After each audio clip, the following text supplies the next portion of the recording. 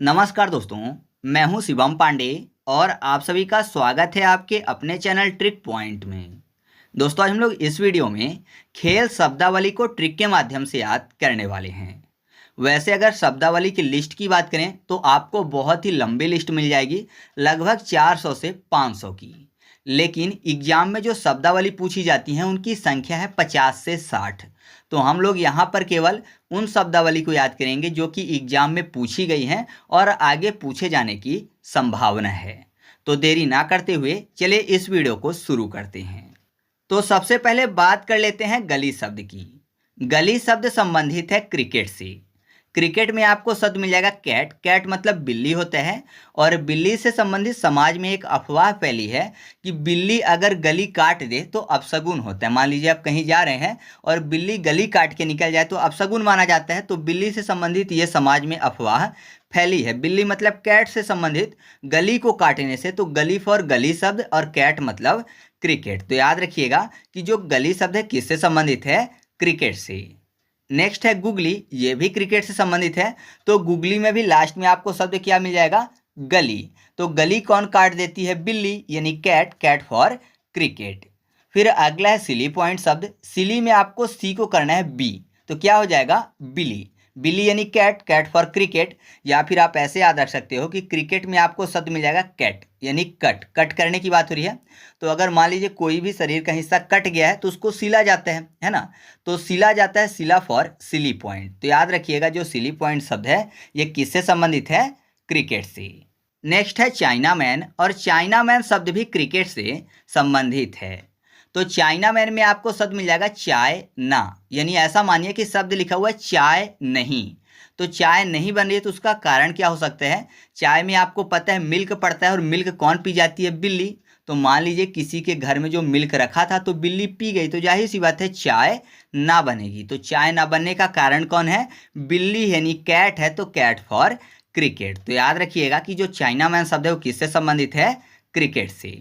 फिर है बीमर, और बीमर शब्द जो है ये भी क्रिकेट से संबंधित है। तो बीमर को याद करने के लिए बीमार कर लेते हैं। तो आपने सुना होगा कि बहुत सारे लोगों को क्रिकेट का बुखार चढ़ा है। आपको पता है कि हमारे भारत में जो क्रिकेट खेल है काफ़ी ज़्यादा प्रचलित है। तो बहुत सारे लोगों को क्रिकेट का बुखार चढ़ा रहता है। तो बुखार चढ़ा है मतलब बीमार है। तो बीमार शब्द किससे संबंधित हो गया? क्रिकेट से संबंधित हो गया। फिर है एलबीडब्ल्यू। एलबीडब्ल्यू मतलब होता है लेग बिफोर विकेट, और विकेट शब्द आपको पता है किससे संबंधित है? क्रिकेट से। विकेट, क्रिकेट, केट शब्द दोनों मिल जाएगा कॉमन। तो आप ऐसे याद रखिएगा कि जो गली शब्द है, गुगली शब्द है, silly point, China man, Beamer और एलबीडब्ल्यू किससे संबंधित हैं?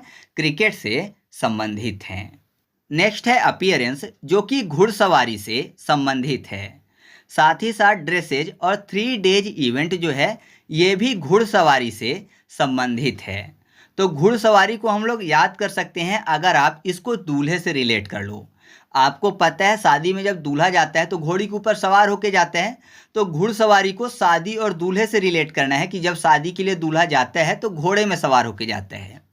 अब देखिए अपीयरेंस में आपको शब्द मिल जाएगा आप पिया, यानी कोई बोल रहा है कि आप पिया, तो दुल्हन बुला रही है कि आप पिया दूल्हे को। तो दूल्हा किससे आ रहा है? घोड़े में सवार होके आ रहा है। तो ये आपको याद हो गया कि अपीयरेंस जो है ये घुड़सवारी से संबंधित है।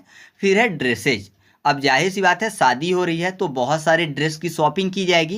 तो ये भी आपको याद हो गया कि जो ड्रेसेज शब्द है ये भी घुड़सवारी से संबंधित है, क्योंकि जो दूल्हा है बहुत सारे ड्रेस खरीद के रखा हुआ है या फिर बहुत अच्छा ड्रेस पहन के जाता है शादी के लिए। फिर है 3 डेज इवेंट। तो आपको पता है शादी जो है बहुत सारे डेज का इवेंट होता है। हालांकि अब डेज बढ़ गए हैं, जैसे हल्दी हो गया, मेहंदी हो गया, ये सब तो अब बढ़ गए हैं। लेकिन नॉर्मली आप कह सकते हो कि 2 से 3 दिन का इवेंट होता है शादी, और शादी का संबंध दूल्हे यानी घुड़सवारी से है।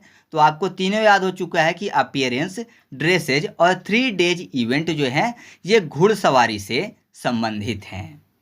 फिर नेक्स्ट है ब्लैक पर्ल, काफ़ी ज़्यादा महत्वपूर्ण है। यह शब्द जो है संबंधित है सॉकर गेम से।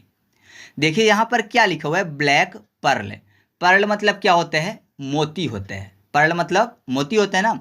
और यहाँ पर देखिए लिखा हुआ है सॉकर। याद करने के लिए सॉ और का को कर लेते हैं सॉर्क, रा को रकार के रूप में उपयोग कर लेते हैं सॉकर के रा को, तो सॉर्क हो जाएगा। और आपको पता है पर्ल यानी जो मोती हैं कहाँ मिलते हैं? समुद्र में, और समुद्र में शार्क भी होती है। तो आप ऐसे आसानी से याद रख सकते हो कि ब्लैक पर्ल जो शब्द है किससे संबंधित है, सॉकर से। ठीक है। नेक्स्ट है टाइम ट्रायल जो कि संबंधित है साइकिलिंग से। साथ ही साथ स्प्रिट और वेलोड्रोम जो शब्द है ये भी साइकिलिंग से संबंधित है।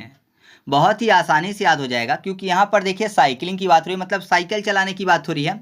और टाइम ट्रायल को याद करने के लिए कर लेते हैं टाइम ट्रेवल।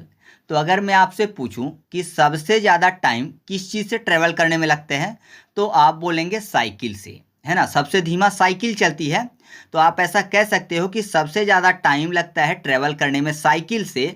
तो आपको याद हो जाएगा कि टाइम ट्रायल जो शब्द है वो किससे संबंधित है, साइकिलिंग से।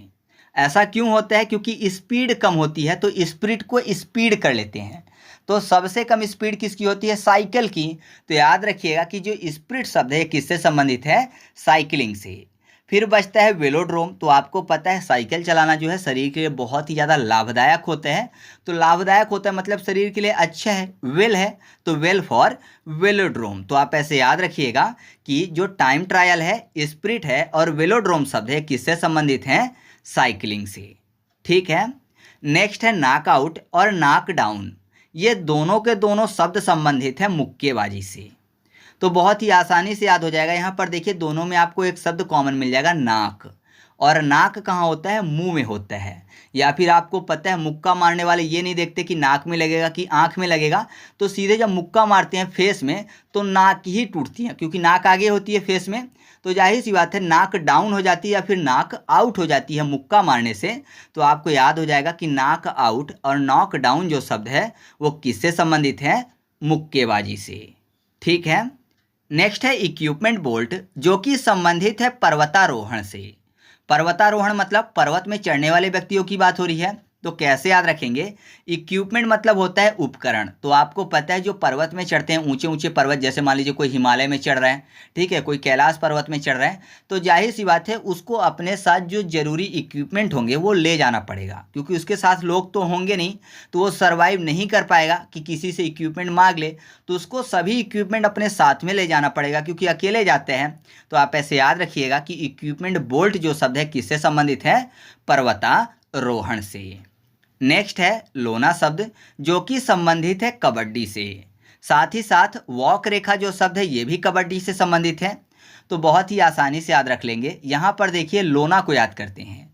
लोना में आपको शब्द मिल जाएगा लोन, और आपको पता है जो लोन है ना वो किसी भी कबाड़ वाली चीज़ में नहीं मिलता है। मान लीजिए आप किसी कबाड़ से लोन निकलवाना चाहो तो कभी भी आपको लोन नहीं मिलेगा, तो कबाड़ फॉर कबड्डी हो जाएगा और लोन फॉर लोना। तो याद रखिएगा लोना शब्द किससे संबंधित है, कबड्डी से। अब वॉक रेखा की बात हो रही है, एग्जाम में अभी हाल ही में पूछा गया था, तो ये तो सिंपल सा है क्योंकि सबको पता है कि जब कबड्डी में जो रेडर है जाता है तो उसको अगर पकड़ लिया जाता है तो जब तक वो रेखा को टच नहीं कर लेता है ना, जो बीच की मिडिल रेखा होती है, तब तक वो पास नहीं माना जाता, वो वाला जो रेड होता है। तो यार रेखा का ही खेल होता है, उसमें रेखा ही टच करना होता है, उसमें पॉइंट रेखा भी होती है, वॉक रेखा भी होती है, ठीक है। तो रेखा से संबंधित जितना भी आए तो किससे संबंधित हो गया, कबड्डी से। तो याद रखिएगा वॉक रेखा किससे संबंधित है, कबड्डी से संबंधित है। ठीक है। नेक्स्ट है सीडो जो कि संबंधित है जूडो से। मैं आपको बता दूं जो सीडो शब्द है ये जूडो में उपयोग किया जाता है मामूली जुर्माने के लिए। अभी हाल ही में पूछा गया प्रश्न था कि जो सीडो शब्द है वो जूडो में किस लिए प्रयोग किया जाता है, तो सही जवाब क्या होगा, मामूली जुर्माने के लिए। तो यहाँ पर देखिए नाम से स्पष्ट हो रहा है सीडो जूडो दोनों मैच कर रहा है, सीडो जूडो सीडो जूडो। तो आप ऐसे 2 से 4 बार बोलेंगे तो आसानी से याद हो जाएगा। इसके बाद हम लोग बात कर लेते हैं पेनल्टी किक की, साथ ही साथ फ्री किक, स्ट्राइकर, हेडर और उसके अलावा स्टॉपर की। ये सबके सब संबंधित हैं फुटबॉल से। बहुत ही आसानी से याद कर लेंगे क्योंकि यहाँ पर देखिए क्या लिखा हुआ है, पेनल्टी किक और फ्री किक। किक की बात हो रही है, किक किससे मारते हैं, फुट से, है ना। किक जो है वो फुट से मारते हैं, तो फुट फॉर फुटबॉल हो जाएगा। तो आपको याद हो चुका है कि पेनल्टी किक और फ्री किक जो है किससे संबंधित है, फुटबॉल से। एक और शब्द होता है पेनल्टी से संबंधित, पेनल्टी स्ट्रोक, जो कि संबंधित है हॉकी से। याद रखिएगा स्ट्रोक को वहां पर याद करने के लिए स्टिक कर लेना है। तो पेनल्टी स्टिक से किस में लेते हैं, हॉकी में, क्योंकि हॉकी स्टिक होती है, और किक जो है पेनल्टी में किक किस में मारते हैं, तो फुटबॉल में, क्योंकि जो किक है वो फुट से मारते हैं। तो कंफ्यूज आपको नहीं होना है, पेनल्टी किक फुटबॉल और पेनल्टी स्ट्रोक हॉकी। ठीक है। इसके बाद जो नेक्स्ट है वो है स्ट्राइकर। तो स्ट्राइकर को कैसे याद रखेंगे, यहाँ पर देखिए स्ट्राइकर में आपको शब्द मिल जाएगा स्ट्राइक। तो ऐसा मानिए कोई कंपनी है और वहाँ के जो वर्कर हैं स्ट्राइक पे चले गए हैं, तो जाहिर सी बात है अब मालिक को घाटा होगा, तो मालिक किसी न किसी प्रकार से उनकी जो स्ट्राइक है वो हटवाना चाहेगा, चाहे उसको उनके पैर ही क्यों ना पकड़ना पड़े, पैर मतलब फुट ही क्यों ना पकड़ना पड़े, तो फुट फॉर फुटबॉल। तो याद रखिएगा कि स्ट्राइकर शब्द किससे संबंधित है, फुटबॉल से। फिर है हेडर। तो हेडर में आपको शब्द मिल जाएगा हे डर। डर की बात हो रही है, और फुटबॉल में फूट, तो आपको पता है क्या फूटता है, बम, और बम फूटता है तो उससे लोगों के मन में डर उत्पन्न होता है, तो डर फॉर हेडर। तो याद रखिएगा जो हेडर शब्द है ये भी फुटबॉल से संबंधित है। फिर है स्टॉपर। तो स्टॉपर में स्टॉप करने की बात हो रही है, तो मान लीजिए कोई भाग रहा है और उसको स्टॉप करना है, तो आप क्या कर सकते हो, उसके पैर पकड़ सकते हो या फिर उसके पैर को बांध सकते हो, पैर से ही भागेगा तो उसके पैर को रोक सकते हो, पैर मतलब फुट और फुट से फुटबॉल। तो याद रखिएगा जो स्टॉपर शब्द है ये भी फुटबॉल से संबंधित है। तो आपको आसानी से याद हो चुका है कि penalty kick, free kick, striker, header और स्टॉपर जो हैं ये सबके सब फुटबॉल से संबंधित हैं। नेक्स्ट है क्रॉस लेन, जो कि संबंधित है खो खो से। आसानी से याद कर लेंगे क्योंकि क्रॉस लेन में आपको शब्द मिल जाएगा क्रॉस।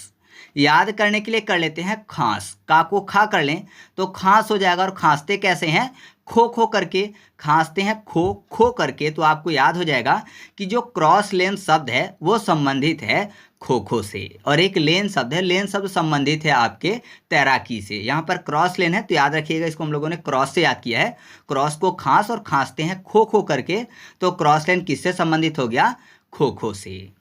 अब हम लोग बात कर लेते हैं कुश्ती से संबंधित महत्वपूर्ण शब्द की, जिसमें पहला है क्रेडल।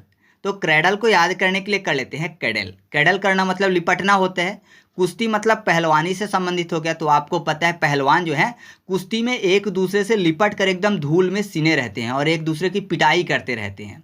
तो आप ऐसा कह सकते हो कि कुश्ती में जो पहलवान एक दूसरे से लिपटे रहते हैं, एक दूसरे को पीटते रहते हैं, तो कैडल से संबंधित हो गया। तो कैडल से आपको याद हो जाएगा क्रेडल। तो याद रखिएगा जो क्रेडल शब्द है किससे संबंधित है, कुश्ती से। नेक्स्ट है हेल और हीव। हेल को याद करने के लिए ला के बाद एक शब्द लगाते हैं का, तो हो जाएगा हेल्क। हल्क आपको पता होगा, हल्क एकदम देखने में पहलवान जैसा लगता है ना। मार्वल सिनेमा वाले हल्क की बात कर रहा हूँ, आपको नहीं पता तो गूगल कर लीजिएगा। तो हल्क जो है एकदम पहलवान लगता है, हल्क से कोई भी नहीं जीत सकता कुश्ती में या पहलवानी में।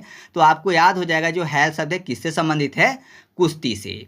फिर है हीव शब्द। हीव को कर लेते हैं हा और वी, हैवी। ठीक है, ही को जो ही की मात्रा वी में लगा देते हैं तो हैवी। आपको पता है जो पहलवान लोग होते हैं देखने में कैसे होते हैं, हैवी होते हैं, है ना। पहलवान जो कुश्ती करते हैं देखने में उनका शरीर हैवी होता है। तो याद रखिएगा कि हीव शब्द जो है ये भी कुश्ती से संबंधित है। फिर है नेल्सन नेल। आपको पता है कुश्ती में वैसे तो मारपीट होती रहती है, लेकिन नेल रख के कुश्ती नहीं होती। मान लीजिए कोई नेल रख के सामने वाले का मुंह नोच ले, ऐसा नहीं होता। तो कुश्ती करने से पहले नेल जो है कट हो जाते हैं, है ना। तो आप ऐसे याद रखिएगा कि जो नेल्सन नेल शब्द है किससे संबंधित है, कुश्ती से संबंधित है। नेक्स्ट है क्रॉस कंट्री, जो कि संबंधित है एथलेटिक्स से। साथ ही साथ ट्रिपल जंप जो है ये भी एथलेटिक्स से संबंधित है। तो बहुत ही आसानी से याद कर लेंगे। यहाँ पर क्या लिखा हुआ है, क्रॉस कंट्री। ऐसा मानिए कि क्रॉस करने की बात हो रही है, कंट्री। तो कंट्री को क्रॉस करेंगे तो जाहिर सी बात है बॉर्डर को क्रॉस करेंगे, और बॉर्डर में आपको पता है फिनिशिंग होती है तार की, और नहीं भी होती है तो जाहिर सी बात है सेना लगी होती है। तो आपको पता है बहुत सारे आतंकवादी जो हैं वो पाकिस्तान कंट्री को क्रॉस करके भारत में आते हैं। तो कैसे आते होंगे, चुपके चुपके आते होंगे, लेट के, है ना। तो आप ऐसे याद रखिएगा, लेटना फॉर एथलेटिक्स। तो याद हो जाएगा कि क्रॉस करते हैं अपनी कंट्री किस तरीके से, लेट कर। तो याद हो जाएगा आपको ऐसे कि क्रॉस कंट्री जो है वो एथलेटिक्स से संबंधित है। फिर है ट्रिपल जंप। तो आपको पता है ट्रिपल जंप की बात हो रही है, मतलब हम लोग जितना जंप करते हैं, ऐसा समझिए कि जितना मैं जंप कर सकता हूँ उससे 3 गुना जंप करने की बात हो रही है। हाई जंप हो गई, तो जाहिर सी बात है ऐसा जंप कौन कर सकते हैं, एथलेटिक्स ही कर सकते हैं, है ना। हाई जंप जो है एथलेटिक्स ही कर सकते हैं। तो आपको याद हो जाएगा कि ट्रिपल जंप जो है किससे संबंधित है, एथलेटिक्स से। नेक्स्ट है बुली, और बुली शब्द संबंधित है हॉकी से। कैसे याद रखेंगे? हॉकी को याद करने के लिए कर लेते हैं हाथी, और बुली में आपको शब्द मिल जाएगा बुल। बुल मतलब सांड होता है, और आपको पता है कि जो सांड का शरीर होता है वो भी हैवी होता है जैसे हाथी का होता है। तो आप ऐसे याद रखिएगा कि बुल और हाथी दोनों के दोनों जानवर हैं, तो आपको याद हो जाएगा कि जो बुली शब्द है किससे संबंधित है? हॉकी से संबंधित है। ठीक है। नेक्स्ट हम लोग बात कर लेते हैं स्कूप शब्द की, जो कि हॉकी से ही संबंधित है। तो यहाँ पर देखिए स्कूप में आपको शब्द मिल जाएगा कूप। कूप मतलब होता है कुआं। कूप मतलब कुआं होता है। और हॉकी को याद करने के लिए फिर से हाथी कर लेते हैं। तो आपको पता है अगर हाथी को प्यास लगी है तो उसको बहुत ज़्यादा पानी चाहिए, तो आप ऐसा कह सकते हो कि हाथी जो है पूरा का पूरा कुआं खाली कर सकते हैं, मतलब पूरा का पूरा कूप खाली कर सकते हैं। तो आप ऐसे याद रखिएगा कि स्कूप जो शब्द है वो किससे संबंधित है? हॉकी से। नेक्स्ट है रोल इन, और ये भी हॉकी से संबंधित है। तो रोल इन की बात हो रही है। आपको पता है हॉकी में जो बॉल होती है ना, तो हॉकी स्टिक से उसको रोल करते हुए भागते हैं, है ना। हॉकी का जो पार्ट मुड़ा होता है वहीं से बॉल को पकड़कर रोल करते हुए दौड़ते हैं खिलाड़ी। तो आप आसानी से याद रख सकते हो कि रोल इन किससे संबंधित है? हॉकी से संबंधित है, क्योंकि बॉल रोल की जाती है हॉकी स्टिक से। ठीक है। नेक्स्ट है पेनल्टी स्ट्रोक और स्टिक शब्द, दोनों के दोनों हॉकी से संबंधित है। इससे पहले मैंने आपको पेनल्टी किक बताया था, और मैंने आपको बताया था कि किक मारते हैं फुट से, तो फुट फॉर फुटबॉल हो जाएगा। तो पेनल्टी किक किससे संबंधित था? फुटबॉल से। और मैंने आपको वहां पर बताया था कि एक है पेनल्टी स्ट्रोक, और स्ट्रोक को करते हैं स्टिक। तो आपको पता है हॉकी को हॉकी स्टिक भी बोलते हैं, क्योंकि छड़ी जैसा रहता है। तो ऐसा मानिए कि पेनल्टी लेते हैं स्टिक से, किस में? हॉकी में, क्योंकि हॉकी स्टिक होती है। और पेनल्टी किक किस में मारते हैं? फुटबॉल में, क्योंकि किक जो है फुट से मारी जाती है। तो ये आपको क्लियर हो जाएगा कि पेनल्टी स्ट्रोक जो है हॉकी से संबंधित है, जैसे पेनल्टी किक जो है वो किससे संबंधित था? फुटबॉल से। फिर है स्टिक, तो स्टिक हॉकी से ही संबंधित है। तो क्लियर हो रहा है, मैंने आपको बता ही दिया कि हॉकी स्टिक बोलते हैं, आपको भी पता होगा, तो कोई अलग से ट्रिक बताने की जरूरत नहीं है। फिर बहुत ही ज़्यादा महत्वपूर्ण है हॉकी से संबंधित, वो है 16 यार्ड हिट। तो इसको कैसे याद रखेंगे? यहाँ पर क्या लिखा हुआ है? 16 यार्ड हिट। तो 16 मतलब 16 होता है। 16 को याद करने के लिए 16 कर लेते हैं। 16 सुलह, सुलह की बात हो रही है। हॉकी में आपको शब्द मिल जाएगा हाँ की। तो मान लीजिए कोई दो लोग हैं जिनके बीच झगड़ा हो गया है, और अगर उनके बीच में सुलह हो गया तो जाहिर सी बात है कोई भी काम रहा होगा तो उसके लिए हाँ कर देंगे, है ना। झगड़ा है तो नहीं करेंगे, लेकिन सुलह हो जाएगी तो सभी चीज़ के लिए हाँ करेंगे, तो हाँ की। तो याद रखिएगा कि 16 यार्ड हिट जो है किससे संबंधित है? हॉकी से संबंधित है। ये मोस्ट इंपॉर्टेंट है, आप इसको याद रखिएगा क्योंकि एग्जाम में काफ़ी बार पूछा गया है। नेक्स्ट है बुलाई, जो कि संबंधित है शूटिंग से। साथ ही साथ मजल फलक जो है ये भी शूटिंग से ही संबंधित है। तो कैसे याद रखेंगे? यहाँ पर देखिए बुल आई लिखा हुआ है, और शूटिंग की बात हो रही है। तो आपको पता है शूटिंग में मुख्य रूप से किसकी भूमिका होती है? आंख की होती है, फोकस करने के लिए, है ना। आंख जो है मुख्य रूप से फोकस करने के लिए, शूटिंग करने के लिए जरूरी होता है। तो आपको पता है कि बुलाई किससे संबंधित हो गई? शूटिंग से। फिर यहाँ पर देखिए मजल फलक लिखा हुआ है, तो फल शब्द इससे निकाल लेते हैं। तो आपने फिल्मों में कई बार देखा होगा कि जब शूटिंग की प्रैक्टिस करते हैं हीरो या फिर कोई भी, तो उनको आपने देखा होगा कि वो क्या करते हैं, किसी भी आदमी के सर के ऊपर फल रखकर वहां पर प्रैक्टिस करते हैं, मतलब शूटिंग करते हैं ना। आदमी के सर के ऊपर फल रख दिया कोई भी, जैसे एप्पल हो गया, और उसको फिर शूट करते हैं। आपने कई बार फिल्मों में देखा होगा। तो आप ऐसे आसानी से फल से याद रख सकते हैं शूटिंग को, कि जो मजल फलक है वो किससे संबंधित है? शूटिंग से संबंधित है। नेक्स्ट है गैम्बिट, और गैम्बिट शब्द संबंधित है शतरंज से। कैसे याद रखेंगे? गैम्बिट में आपको शब्द मिल जाएगा गेम और बेट। बेट मतलब शर्त होती है, मतलब गेम में क्या लग रही है? बेट लग रही है, शर्त लग रही है। अब शतरंज में आपको देखिए शब्द क्या मिल जाएगा? सा, ता और रा। रा जो लिखा हुआ है उसको ता के ऊपर रकार के रूप में लगा देते हैं, तो क्या हो जाएगा? शर्त हो जाएगा, मतलब बेट हो जाएगा। तो याद रखिएगा गैम्बिट शब्द किससे संबंधित है? शतरंज से। ठीक है। इसके बाद अगला है कैप्चर, और ये भी शतरंज से संबंधित है। तो आपको पता है शतरंज में कौन होता है? राजा होता है मुख्य, है ना। शतरंज में गेम का मुख्य कौन होता है? राजा होता है। अगर राजा मारा गया तो गेम खत्म।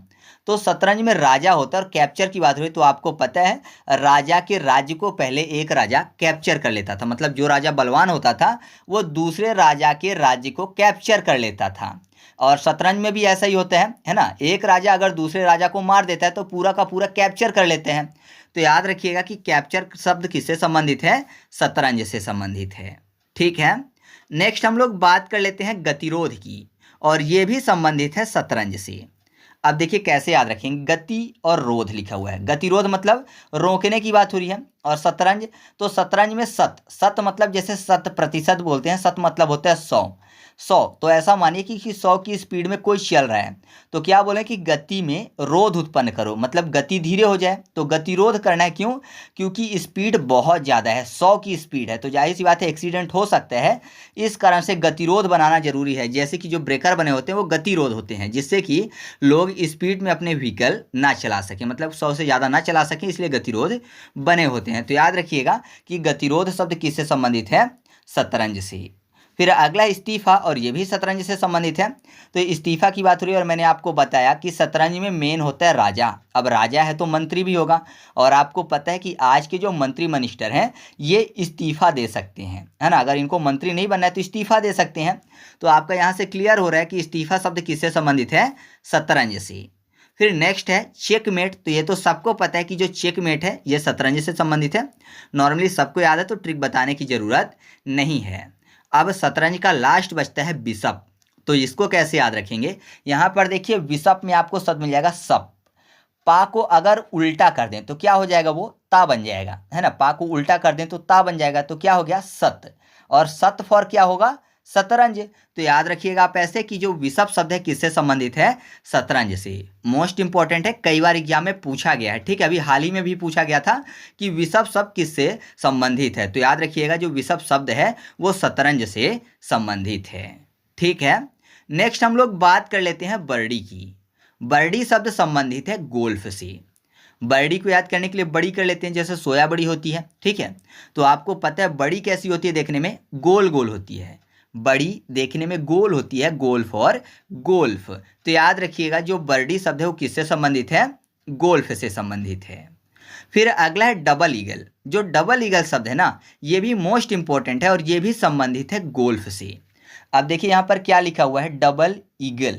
ईगल के बारे में आपको पता होगा कि ईगल का फोकस बहुत ही खतरनाक होता है ना। मतलब वो दूर से ही अपने शिकार को देख लेते हैं। तो देखता किससे है? आंख से देखता होगा, और आंख उसके पास डबल है, और आंख कैसी होती है? गोल गोल होती है, ठीक है। तो ऐसा मानिए कि ईगल की जो आंख है एकदम गोल गोल होती है, जो कि उसके पास डबल है। तो डबल होती है ईगल के पास, उसकी आंख गोल गोल, तो गोल्फ और गोल्फ। या फिर ईगल का फोकस बड़ा खतरनाक होता है, मतलब उसका जो गोल है एकदम फिक्स होता है। अगर उसने किसी भी चीज़ को एक बार देख लिया अपने शिकार को, तो फिर वो छोड़ता नहीं है। तो आप ऐसे याद रखिएगा कि डबल ईगल जो शब्द है वो गोल्फ से संबंधित है। नेक्स्ट है सैंड ट्रैप, और ये भी संबंधित है गोल्फ से। तो ये तो बहुत ही आसानी से याद हो जाएगा, क्योंकि यहाँ पर सैंड की बात हुई, सैंड मतलब होता है बालू, और यहाँ पर गोल्फ को याद करने के लिए गल्फ कर लेते हैं। तो गल्फ कंट्री आपने सुना होगा। गल्फ कंट्री कौन कौन सी हैं? तो आपको पता है, जैसे सऊदी अरब हो गया, ईरान हो गया, इराक हो गया, ये सब जहाँ पर तेल निकलता है, लेकिन इनकी ज़मीन क्या होती है? बंजर होती है, केवल बालू होते हैं। तो सैंड का जो ट्रैप है वो कहाँ देखने को मिलेगा? गल्फ कंट्री में, क्योंकि सैंड सबसे ज़्यादा गल्फ कंट्री में होता है। तो आप ऐसे याद रखिएगा कि सैंड ट्रैप शब्द किससे संबंधित है? गल्फ फॉर गोल्फ से। इसके बाद अगला है ग्रैंड स्लैम, जो कि संबंधित है टेनिस से। तो इसको ट्रिक से याद करवाने की जरूरत बिल्कुल भी नहीं, क्योंकि सबको पता है कि जो ग्रैंड स्लैम है वो टेनिस से संबंधित है। साल में 4 ग्रैंड स्लैम होते हैं, जो कि आपको पता ही है, तो ट्रिक बताने की जरूरत नहीं है। अब टेनिस से संबंधित एक और महत्वपूर्ण शब्द है, जो है सेबेस्टियन कोडा। तो इसको कैसे याद रखेंगे? यहाँ पर देखिए सेबेस्टियन शब्द आपको मिल जाएगा, लास्ट में देखें तो टियन को याद करने के लिए TEN, टीएन, TEN, तो 10 हो जाएगा, और 10 फॉर टेनिस, टेनिस, तो टेनिस हो जाएगा। तो याद रखिएगा सेबेस्टियन कोडा शब्द किससे संबंधित है? टेनिस से। नेक्स्ट है जैमिंग, और जैमिंग शब्द संबंधित है लॉन टेनिस से। कैसे याद रखेंगे? जैमिंग में यहाँ पर आपको जाम मिल जाएगा। जाम लगने की बात हो रही है, जैसे आप मान लीजिए कहीं जाते हैं तो रास्ते में जाम लग जाता है, तो उस वाले जाम की बात हो रही है। और लॉन में आपको शब्द मिल जाएगा एलॉन, ए लगा दें अगर स्टार्टिंग में तो एलॉन हो जाएगा। तो जाहिर सी बात है, अगर आप किसी रास्ते में अकेले चल रहे हो, एलॉन चले, एलॉन मतलब अकेला होता है, तो अगर आप एलॉन चल रहे हो, अकेले चल रहे हो, तो जाहिर सी बात है जाम लगने की संभावना कहीं नहीं है, क्योंकि आप अकेले चल रहे हो पूरे रास्ते में। तो याद रखिएगा कि जैमिंग जो शब्द है किससे संबंधित है? लॉन टेनिस से। नेक्स्ट है ड्रिबल या ड्रिबलिंग, और यह संबंधित है बास्केटबॉल से। कैसे याद रखेंगे? बास्केट को याद करने के लिए बिस्किट कर लेते हैं, बास्केट, बिस्किट, और यहाँ पर ड्रिबल यानी डबल की बात हो रही है। तो आपको पता है एक बिस्किट आती है क्रीम वाली जो कि डबल होती है। जब आप एक बिस्किट निकालते हो तो क्रीम के कारण वो जुड़ी होती है तो डबल दिखती है। तो बिस्किट का संबंध डबल या फिर ड्रिबल से है, तो आप ऐसे याद रखिएगा। जो ड्रिबल या फिर ड्रिबलिंग शब्द है किससे संबंधित है? बास्केटबॉल से। बिस्किट फॉर बास्केटबॉल, ठीक है। बास्केटबॉल को हम लोग बिस्किट से याद करेंगे नॉर्मली, तो आप ऐसे याद रखिएगा। इसके बाद हम लोग बात कर लेते हैं पिवोटिंग की, जो कि संबंधित है बास्केटबॉल से ही। मैंने आपको जब पिच की लंबाई और चौड़ाई याद करवाई थी, यानी जब मैदान का मैंने आपको क्षेत्रफल याद करवाया था, तो वहाँ पर मैंने आपको बास्केटबॉल वाले में कहानी बताई थी कि बचपन में हम लोग जब बिस्किट खाते थे तो उसको पानी में डुबा कर खाते थे। और पानी में जब डुबा कर खाते थे तो क्या होता था कि नॉर्मली जो बिस्किट जल्दी घुल जाती थी पानी में, तो जब उठाते थे हम लोग बिस्किट को तो वो टूट कर नीचे गिर जाती थी। तो फिर क्या करते थे, पूरी बिस्किट खाने के बाद उस पानी को भी पी जाया करते थे, क्योंकि उसमें बिस्किट मिली होती थी तो पानी को पी जाया करते थे बिस्किट के कारण। तो वहां से ये भी याद हो जाएगा। और वहां पे हम लोगों ने कैसे याद किया था कि पानी में बिस्किट टूट कर गिर जाती है। तो टूटना मतलब 2 और 8, और पानी फॉर पानी धरा, तो लंबाई थी 28 मीटर और चौड़ाई थी 15 मीटर। तो मुझे याद है, आपको भी याद होगा। और अगर आपने अभी तक उस वीडियो को नहीं देखा है तो आपको प्लेलिस्ट की लिंक मिल जाएगी गेम्स एंड स्पोर्ट्स वाली, तो आप उसको देख लीजिएगा। कमेंट बॉक्स में पिन की हुई वो लिंक आपको मिल जाएगी, ठीक है। तो यहाँ पर मैंने आपको बताया कि पिवोटिंग में आपको शब्द मिल जाएगा पिवो। तो पानी को हम लोग क्यों पीते थे? क्योंकि बिस्किट डली होती थी। तो बिस्किट फॉर बास्केटबॉल। तो याद रखिएगा जो पिवोटिंग शब्द है वो किससे संबंधित है? बास्केटबॉल से। नेक्स्ट है स्विस शब्द, और ये भी संबंधित है बास्केटबॉल से। तो यहाँ पर देखिए स्विस लिखा हुआ है। अगर यहाँ पर सा को हटा दें पहले वाले को तो क्या हो जाएगा? विस। विस फॉर विस्किट। विस्किट यानी बास्केट। तो याद रखिएगा स्विस शब्द किससे संबंधित है? बास्केटबॉल से। नेक्स्ट है स्क्रीन शब्द, जो कि संबंधित है बास्केटबॉल से। साथ ही साथ यह वॉलीबॉल में भी उपयोग होता है। एग्जाम में पूछा गया था कि जो स्क्रीन शब्द है वो बास्केटबॉल के अलावा किस खेल में प्रयोग किया जाता है? तो सही जवाब क्या होगा? वॉलीबॉल में, क्योंकि यह बास्केटबॉल और वॉलीबॉल दोनों में उपयोग किया जाता है। तो कैसे याद रखेंगे? स्क्रीन को याद करने के लिए कर लेते हैं स्क्रीम। क्रीम, और मैंने आपको बताया कि क्रीम वाली बिस्किट आती है ना, आपने भी खाई है क्रीम वाली बिस्किट। तो क्रीम वाली बिस्किट आती है, तो क्रीम वाली, बाली फॉर वॉलीबॉल और बिस्किट फॉर बास्केटबॉल। तो आप ऐसे याद रखिएगा कि जो स्क्रीन शब्द है ये किससे संबंधित है? बास्केटबॉल से। इसके बाद अगला है शूटिंग गार्ड, और ये भी बास्केटबॉल से संबंधित है। एग्जाम में अभी हाल ही में पूछा गया था। तो शूटिंग और गार्ड, तो शूट कर रहा है गार्ड, मतलब आप समझिए ऐसा कि कोई कहीं पर क्रिमिनल अंदर आ रहा है तो गार्ड जो है वो शूट कर रहा है। तो गार्ड शूट किसके लिए कर रहा है? अपने बॉस के लिए कर रहा है ना, क्योंकि बॉस पर कोई भी नुकसान ना पहुंचा पाए, इसलिए गार्ड जो है वो शूट कर रहा है। तो बॉस फॉर बास्केटबॉल। तो याद रखिएगा कि जो शूटिंग गार्ड शब्द है किससे संबंधित है? बास्केटबॉल से। अब बास्केटबॉल का लास्ट शब्द है डंक शॉट। तो कैसे याद रखेंगे? डंक की बात हो रही है और आपको पता है डंक कौन मारता है? बिच्छू मारती है। और जब बिच्छू डंक मारती है तो उसके डंक में क्या होता है? विष होता है। तो विष फॉर बिस्किट। बिस्किट, क्योंकि बिच्छू जो है वो डंक से काटती है। डंक मारना मतलब उसका काटने का एक तरीका है। तो बिस और काट फॉर किट, तो बिस्किट यानी बास्केटबॉल। तो याद रखिएगा कि डंक शॉट जो शब्द है किससे संबंधित है? बास्केटबॉल से। नेक्स्ट है बटरफ्लाई स्ट्रोक, जो कि संबंधित है तैराकी से। साथ ही साथ बेस्ट स्ट्रोक और ट्विस्ट शब्द जो है ये भी तैराकी से संबंधित है। कैसे याद रखेंगे? पहले तो हम लोग यहाँ पर स्ट्रोक से याद रखते हैं। स्ट्रोक को अगर आप ध्यान से पढ़ें तो आपको शब्द मिल जाएगा इस टैरोक, यानी इस तैरो, इस तरह से तैरो, इस टैरोक। तैरोक यानी तैरो शब्द। तो तैरो फॉर तैराकी की बात हो रही है। तो आपको ऐसे स्ट्रोक से याद हो गया कौन सा? बटरफ्लाई स्ट्रोक और बेस्ट स्ट्रोक। वैसे बटरफ्लाई आपको पता है तितली कैसे उड़ती है, उसके पंख ऊपर नीचे बार बार होते रहते हैं। और आपको पता है तैरने वाला भी बार बार हाथ पैर को ऊपर नीचे करता है, ठीक है। तो बटरफ्लाई को आप ऐसे भी याद रख सकते हो। बाकी स्ट्रोक में आपको शब्द मिल जाएगा इस तैरोक। तैरोक मतलब तैरने की बात, अर्थात तैराकी से संबंधित। तो बेस्ट स्ट्रोक भी आपको याद हो चुका है। अब यहाँ पर ट्विस्ट लिखा हुआ है, याद करने के लिए ट्वीट कर लेते हैं। ट्वीट करने की बात हो रही है और आपको पता है ट्वीट कहाँ करते हैं? ट्विटर में, है ना। तो आप ऐसा मानिए कि ट्विटर में आपको शब्द मिल जाएगा टर कौन करते हैं? मेढक। और कहाँ रहते हैं? पानी में, जहाँ इंसान तैरता है। तैरना फॉर तैराकी। तो याद रखिएगा कि जो ट्विस्ट शब्द है किससे संबंधित है? तैराकी से संबंधित है, ठीक है। इसके बाद हम लोग बात कर लेते हैं डिटूर की, जो कि पोलो से संबंधित है। पोलो को याद करने के लिए पोलियो करते हैं। अगर किसी को पोलियो हो जाए तो जाहिर सी बात है, या फिर पोलियो की खुराक लेनी है तो कहाँ जाएगा, डॉक्टर के पास जाएगा, डॉक्टर डेटोर, डॉक्टर डेटोर। तो याद रखिएगा कि डेटोर शब्द किससे संबंधित है, पोलो से, ठीक है, क्योंकि पोलियो हो गया तो डॉक्टर के पास जाएंगे। फिर हम लोग बात कर लेते हैं मैलेट की, और ये भी पोलो से संबंधित है। तो लेटने की बात हो रही है, और आपको पता है सबसे ज़्यादा लेटे कौन रहते हैं, छोटे बच्चे, है ना, छोटे बच्चे जो कि चल नहीं पाते हैं, तो जाहिर सी बात है पूरा टाइम लेटे रहते हैं। और कहाँ लेटे रहते हैं, तो पालना में लेटे रहते हैं। पालना यानी पोलो, पाला और ना कर दें तो पालना हो जाएगा। तो याद रखिएगा कि मैलेट शब्द किससे संबंधित है, पोलो से संबंधित है, ठीक है। नेक्स्ट है एरिसरेल चुक्का, जो कि संबंधित है पोलो से।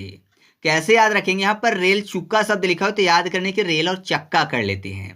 तो आपने रेल से संबंधित एक शब्द सुना होगा कि रेल जो है वो पेल देती है, रेल पेल देती है, तो पेल से आपको पोलो याद हो जाएगा। तो याद रखिएगा एरिसरेल चुक्का शब्द किससे संबंधित है, पोलो से। फिर अगला है होम रून, पिचिंग और पुट आउट शब्द, तीनों के तीनों संबंधित हैं बेसबॉल से। बेसबॉल में आपको शब्द मिल जाएगा बेस, बेस मतलब होता है नींव, ठीक है, तो नींव से इसको याद करेंगे तीनों को। अब आपको पता है नींव किसके लिए बनाते हैं, घर के लिए, मतलब होम के लिए, तो होम से होम रूल याद हो जाएगा।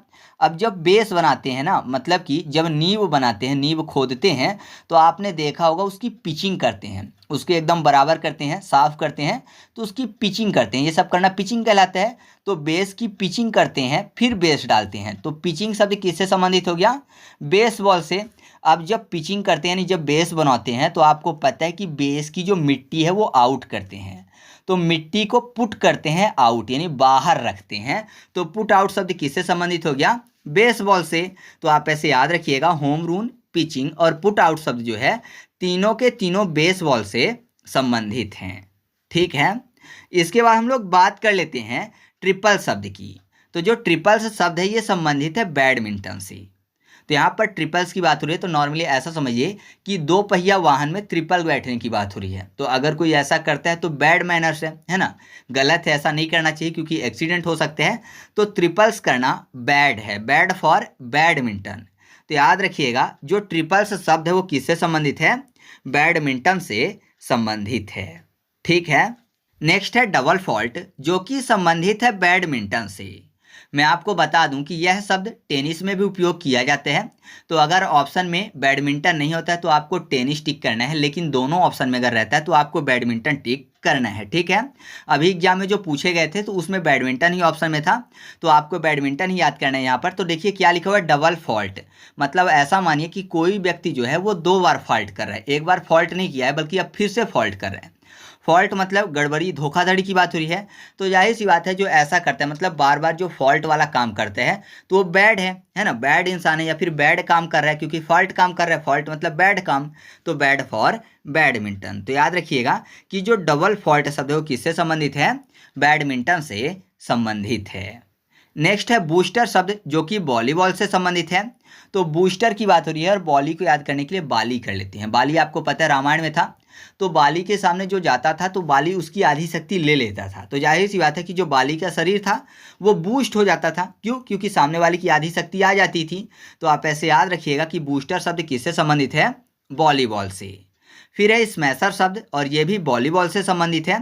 तो स्मैशर में आपको शब्द मिल जाएगा सर, सर की बात हो रही है तो सर कलम करने की बात आप मान लीजिए। तो सर कलम कर रहे हैं मतलब किसी की बलि दे रहे हैं, बलि देना मतलब सर कलम करना। आपने देखा हो जैसे बकरों की बलि दे देते हैं तो उनका सर कलम कर देते हैं। तो याद रखिएगा स्मैशर शब्द किससे संबंधित है, वॉलीबॉल से संबंधित है। हालांकि जो जीव हत्या है वो गलत है, नहीं करना चाहिए, लेकिन लोगों को कौन समझे, ठीक है।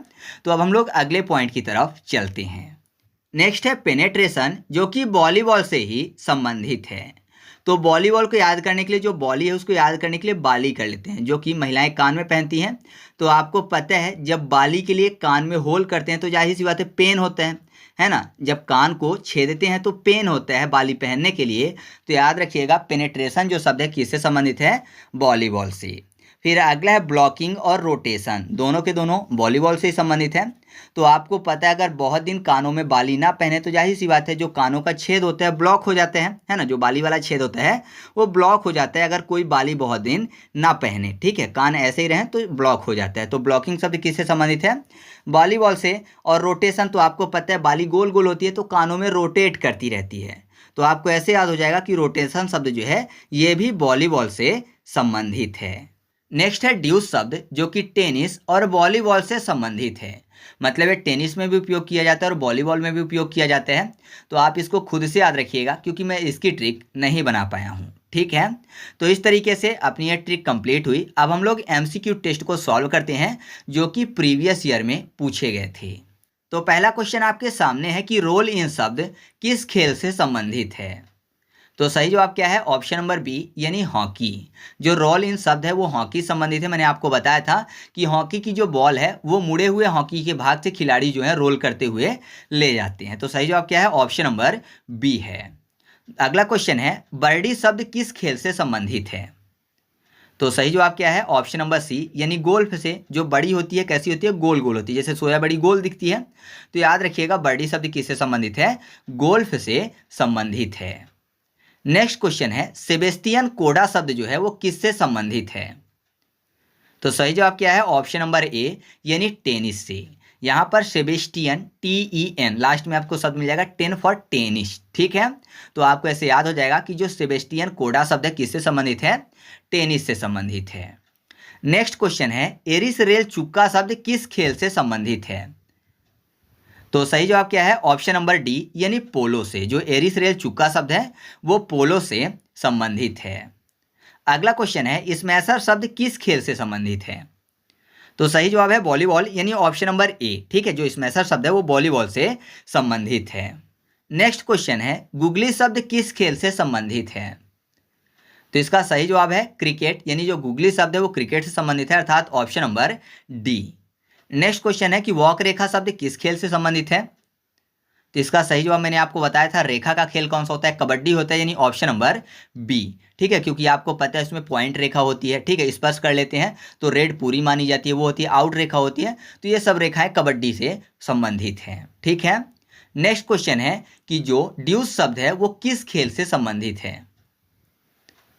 तो इसका सही जवाब है ए और बी दोनों, यानी टेनिस और वॉलीबॉल दोनों से संबंधित है।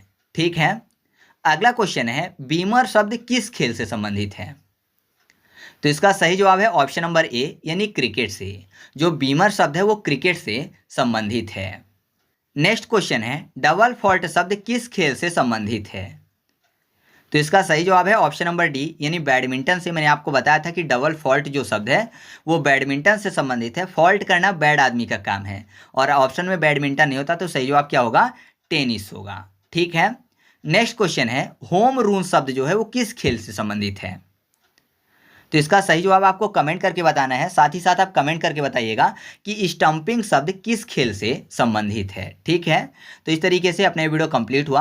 आपको वीडियो कैसा लगा कमेंट करके बताना है। और अगर आप इसका फुल MCQ टेस्ट सॉल्व करना चाहते हैं तो टेलीग्राम पर जाकर सर्च करिएगा ट्रिक पॉइंट क्विज और ग्रुप को ज्वाइन कर लीजिएगा। वहाँ पर सभी वीडियो के फ्री में क्विज सॉल्व करवाए जाते हैं। और PDF चाहिए तो PDF के लिए टेलीग्राम में सर्च करिएगा ट्रिक पॉइंट और चैनल को ज्वाइन कर लीजिएगा। वहाँ पर सभी वीडियो के फ्री में PDF उपलब्ध करवा दिए जाते हैं। तो चलिए मिलते हैं अगले वीडियो में, तब तक के लिए जय हिंद।